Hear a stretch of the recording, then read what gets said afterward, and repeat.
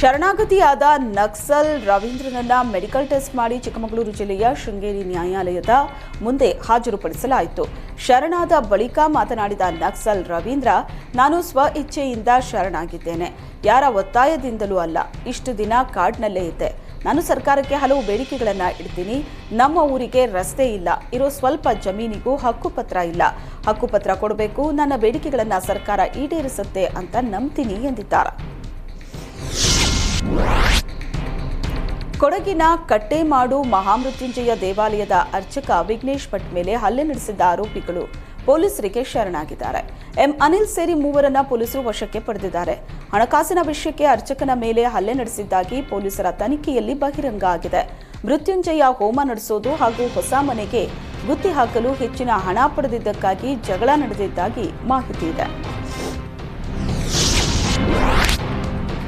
ಹಾಸನ ವಿಮಾನ ನಿಲ್ದಾಣಕ್ಕೆ ಭೂಮಿ ನೀಡಿದ ರೈತರು ತಮ್ಮ ಭೂಮಿಗೆ ಸೂಕ್ತ ಪರಿಹಾರ ನೀಡಬೇಕು ಅಂತ ಆಗ್ರಹಿಸಿ ಪ್ರತಿಭಟನೆ ನಡೆಸಿದ್ರು. ಭೂಮಿ ಕಳ್ಕೊಂಡ ಗ್ರಾಮಗಳಿಗೆ ತೆರಳಲು ಪರ್ಯಾಯ ರಸ್ತೆ ನಿರ್ಮಾಣ ಮಾಡಬೇಕು, ಭೂಮಿ ಕಳ್ಕೊಂಡ ಕುಟುಂಬಕ್ಕೊಂದು ಉದ್ಯೋಗ ನೀಡಬೇಕು ಅಂತ ರೈತರು ಒತ್ತಾಯಿಸಿದ್ರು.